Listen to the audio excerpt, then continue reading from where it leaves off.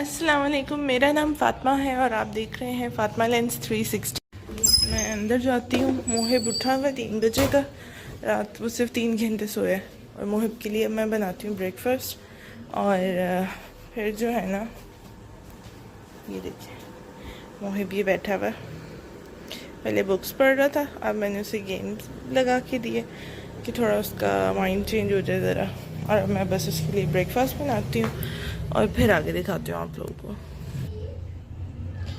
मैं मोहिब के लिए बना रही हूँ नमक मिर्च वाला ऑमलेट, प्लेन नमक मिर्च वाला ऑमलेट बस। और कोशिश करूँगी कि उसे स्लाइस के साथ जो है ना वो सैंडविच बना के दूँ और वो खा ले, क्योंकि मोहिब बहुत मूडी है। दिल करता है तो नाश्ता कर लेता है, वरना बहुत तंग करता है मुझे। तो बस ये मैं उसके लिए जल्दी से ऑमलेट तैयार कर लूँगी और साथ 2 स्लाइसेस टोस्ट करूँगी और फिर उसे नाश्ता देती हूँ जाके।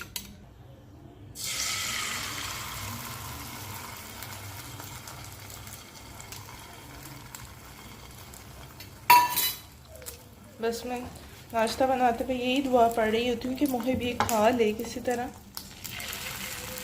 क्योंकि मोहिब बहुत अब तंग करने लग गया है। स्पेशली सुबह नाश्ते में तो बहुत जो है ना वो चूज़ी हो गया है। समझ ही नहीं आती उसको क्या खिलाऊँ।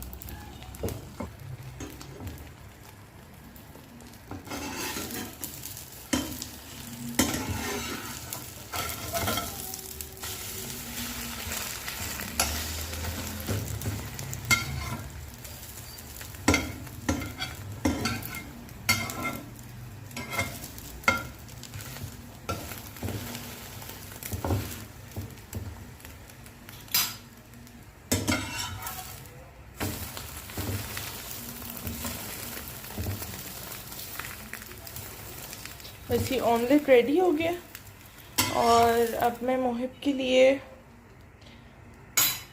ये 2 स्लाइसेस टोस्ट करूँगी।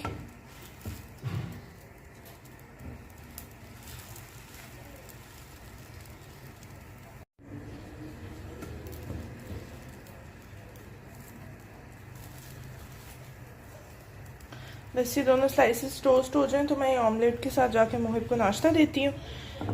बस अल्लाह का नाम लेके कि वो कर ले। और आज उसका असेसमेंट है और वो बहुत थोड़ी देर के लिए सोया हुआ है। सिर्फ मैं हाल से वो 2.5 से 3 घंटे मैक्सिमम सोया है रात में। और उसको थोड़ा सा स्किन की ड्राइनेस का इशू है, एक्जिमा है उसे।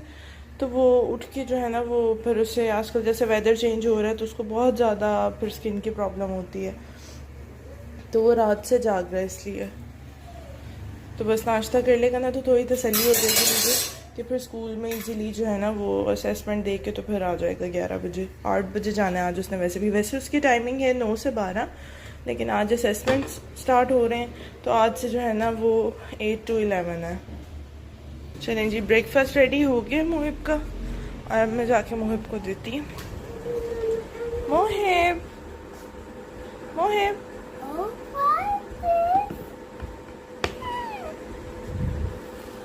आज बस मोहिब को जो है वो छोटा बैग दे के भेजना था जिसमें स्कूल डायरी और लंच बॉक्स आ जाए। तो डायरी तो इसकी स्कूल ही थी, भेजने आई थी, तो बस मैं इसके जो है ना स्नैक्स वगैरह इसके रखा हूँ बैग में मोहिब के। तो इसका चिप्स, ये इसका डोनट, क्योंकि इसने नाश्ता नहीं किया सही से तो फिर ये चीज़ें खा लेगा। ये छोटा फेवरेट है और ये मोहिब का वाटर ट्रेनर।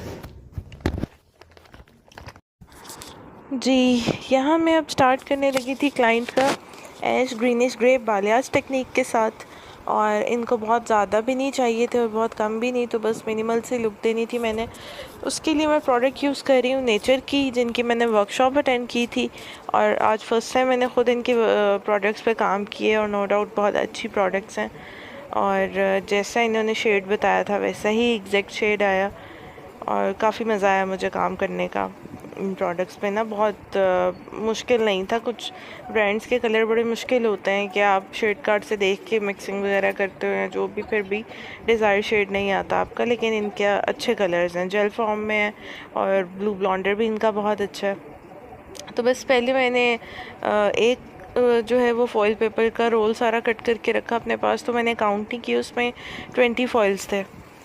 तो जब मैं लगाने खड़ी होती हूँ ना फॉइल्स, तो मेरा ये हमेशा मैं 30+ में ही जाती हूँ, 30 या 35 फॉइल्स लगते हैं। क्योंकि मैं बहुत कम पोर्शन लेती हूँ और उसमें से बारीक बारीक सेक्शंस लेके तो वेविंग उठाती हूँ। तो बस यहाँ पे अब मैंने एक साइड पे फॉइलिंग करनी स्टार्ट कर दी थी। वैसे यूजुअली मेरा सैलून जो है ना वो बहुत कमर्शियल नहीं है, अपॉइंटमेंट बेस्ड ही काम करती हूँ मैं। और ऑलरेडी आज एक रिबॉन्डिंग की अपॉइंटमेंट थी तो मैंने और कोई नहीं लेनी थी क्लाइंट। बट ये मेरी बहुत ही अजीज़ हैं, इन्होंने मुझे कहा कि नहीं इनको कल आउट ऑफ स्टेशन जाना है और आज ही काम कराना है। तो फिर मैंने इनको बुला लिया और मैंने दूसरी हेल्पर को बुलाया साथ, जो यहाँ पर फॉइल्स लगाने में मेरी हेल्प कर रही है। बस एक साइड के सेक्शंस करके जो है वो मैंने फॉइलिंग करना स्टार्ट कर दी थी। उसके बाद फॉइल्स लगाते लगाते जब मैं दूसरी साइड पे आने लगी तो मुझे आइडिया हुआ कि फ़ॉइल पेपर कम है। और फिर मैंने दोबारा फॉइल पेपर मंगवाया और जल्दी से वो कट करके जो है ना वो साथ साथ सारे बैक के 2 सेक्शन किए, उसमें फॉइल्स लगाए। उसके बाद मैंने क्राउन सेक्शन निकाला और साइड के 2 सेक्शंस निकाले। और 10 फॉइल्स बैक पे आई थी, 5 फॉइल सेंटर में आई थी क्राउन एरिया में, और साइड पे 4 फॉइल्स आई थी। तो कोई 30 प्लस अराउंड फॉइल्स लगाई थी मैंने इनको। उसके बाद जो है वो 32-33 फॉइल्स लगाई थी इनको मैंने तकरीबन। उसके बाद जो है वो साथ साथ मैं फॉइल चेक करती रही। और इनका काम, क्योंकि ये हमने जाना होता है 10 लेवल पे लेके जाना होता है बाल को, तो हम स्लो प्रोसीजर के साथ काम कर रहे थे कि बाल जिससे बहुत डैमेज ना हो। क्योंकि जब हम डायरेक्ट 40 वॉल्यूम पे जाते हैं तो वो आपके बालों में से सारा मॉइस्चर मिनरल स्किप कर देता है। शेड तो आपको बहुत जल्दी दे देता है, प्री लाइटनिंग जल्दी हो जाती है, आपका टाइम भी बचता है, आपकी प्रोडक्ट भी बचती है, क्लाइंट भी बहुत जल्दी सेटिस्फाई हो जाता है क्योंकि वो बहुत जल्दी प्री लाइटनिंग की तरफ जाता है। लेकिन उसके साइड इफ़ेक्ट्स बाद में ये आते हैं कि बाल बहुत ड्राई हो जाते हैं, डैमेज हो जाते हैं, वो बाल टूटना शुरू हो जाते हैं। तो जितना आप कम वॉल्यूम में रह के काम करें, 30 में कर लें, 20 में कर लें, अगर वर्जिन हेयर है तो 20 में कर लें वर्जिन फाइन हेयर, अगर कलर ट्रीटेड हेयर है या थोड़ा स्ट्रॉन्ग हेयर है तो फिर आप 30 वॉल्यूम के साथ काम कर लें। तो यहाँ पे मैं 30 के साथ ही कर रही थी। मुझे डिज़ायर शेड चाहिए था, मुझे 10 लेवल पे जाना था, लेकिन मुझे बाल भी डैमेज नहीं करने थे क्योंकि इनका कलर ट्रीटेड हेयर था और मैं नहीं चाहती कि मैं क्लाइंट के बाल डैमेज हो, सेफ़ साइड रह के काम करना था मुझे, तो इसलिए मैं 30 यूज़ कर रही थी। फिर बस मैंने यहाँ पे अब दूसरी साइड पे भी फॉइलिंग करनी शुरू कर दी थी। दूसरी साइड पे फॉइल्स लगाने के बाद मैंने क्राउन एरिया कवर किया और फिर साइड जो साथ साथ में चेक कर रही थी, लेकिन काफ़ी टाइम लिया बालों ने फ्री लाइट होने में। फिर भी हम 10 लेवल तक नहीं जा सके थे मुझे, ताकि इनको जो है ना वो बहुत ज़्यादा डैमेज ना हो जाए बाल, क्योंकि फॉइल्स थोड़ी हीटअप होने लग गई थी। इन्होंने फ्रंट पे ना मेटालिक डाई लगाया हुआ था उस वजह से। तो फिर मैंने फॉइल्स उतारी और नेचर का नो येलो शैम्पू बहुत अच्छा है, उससे जब मैंने वॉश किया तो सारा कॉपर पिगमेंट निकल गया बालों में से।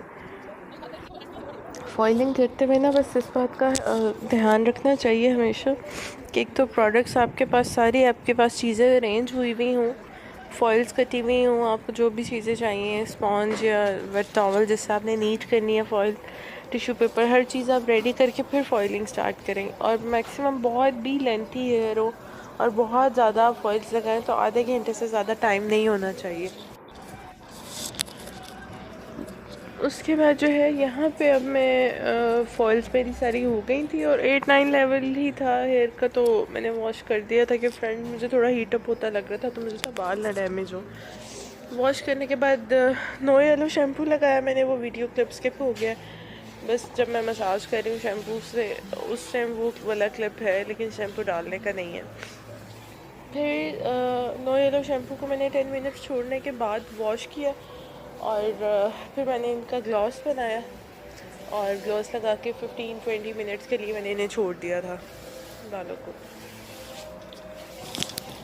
ग्लॉस को 20 मिनट्स छोड़ने के बाद मैंने अच्छे से रिंस किया, हेयर मास्क लगाया, वो अच्छे से रिंस किया 10 मिनट्स बाद। उसके बाद मैंने ड्रायर को कूल एयर पे रख के बाल ड्राई किए क्योंकि कूल कलर है और ये हीट देने से निकल जाता है, बहुत जल्दी वॉश आउट हो जाता है।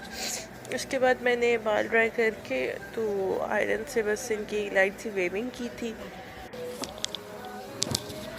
और वेव्स डालने के बाद आप लोगों के साथ फाइनल रिज़ल्ट शेयर करती हूँ। और माशाल्लाह से फुली सेटिस्फाइड थी मेरी क्लाइंट, उनको काम बहुत पसंद आया, कलर बहुत पसंद आया। बस मैंने उनसे, क्योंकि उन्होंने जो मेटालिक कलर लगाया हुआ था ना, उस वजह से एक पैच बन गया था जो नहीं जा रहा था। तो मैंने उनसे कहा कि आप एक दफ़ा दोबारा ग्लॉसिंग कराएंगे फ्रेश, तो वो नीट हो जाएगा और फिर से ही कलर आ जाएगा, शेड आ जाएगा सही एक दफ़ा दोबारा ग्लॉसिंग करने से। तो बस ये थी आज की वीडियो, और आप लोग रिज़ल्ट देखें और इंशाल्लाह फिर मुलाकात होगी कल की वीडियो में। ओके, अल्लाह हाफ़िज़ जी।